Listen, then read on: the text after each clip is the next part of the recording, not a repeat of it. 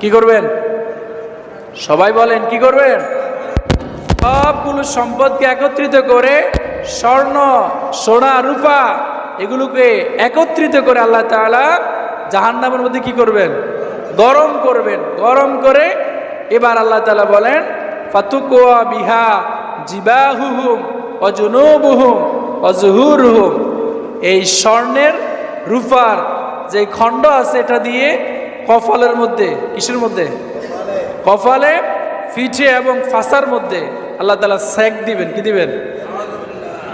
নাউজুবিল্লাহ বলবেন না? হাদা মা কানাস্তুম, এটা হচ্ছে তোমাদের সেই সম্পদ, সেই গুপ্তধন। লিআনফুসিকুম, তোমরা মনে করতে এটা তোমাদের। তোমরা চিন্তা করতে আমার সম্পদ 1 কোটি টাকা, এখান থেকে যদি আমি যাকাত দেই তাহলে আমার তো অনেক টাকা চলে যাবে। শতকে 2.5 টাকা, 1000 টাকাতে 25 টাকা, 1 লাখ টাকায় 2500 টাকা, 1 কোটি টাকায় যাকাত দিলে কত টাকা শেষ হয়ে যাবে। এদের সম্পদ নিজের মনে করে জমা করে রাখতে, আজকে তোমাদের সম্পদের যেই যাকাত আদায় না করার কোনো শাস্তি সেটা আজকে ভোগ করো। নাউজুবিল্লাহ বলেন। ফাযুকু মা কুনতুম তাকনিজুন, আজকে এটা স্বাদ গ্রহণ করো যেটা তোমরা জমা করে রাখতে। তাহলে সম্পদ যদি নিসাব পরিমাণ হয়ে যায়, যাকাত আদায় করবো।